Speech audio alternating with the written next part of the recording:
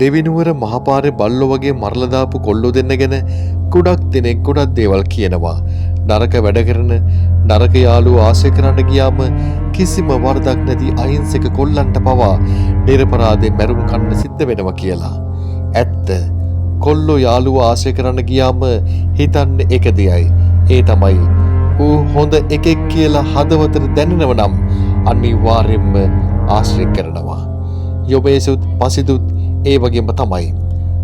උන්ට දැනෙන්නම ආශ්‍රය කළා. ඒත් අවාසනාවකට එක් අයෙකුට ජීවිත අවදානමක් තිබුණා. තොරතුරු වාර්තා වෙන විදියට යාළුවෝ හැමෝම ඒක දැනගෙන තමයි ආශ්‍රය කළා තියෙන්නේ.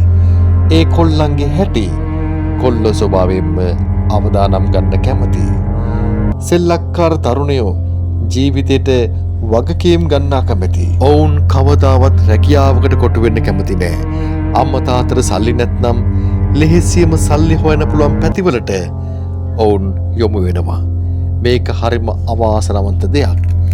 මත්ද්‍රව්‍ය සම්බන්ධයෙන් කොච්චර තරුණයෝ සිරගත වෙලා ඉන්නවද? ජීවිත පවා අහිමි කරගෙන තියෙනවද?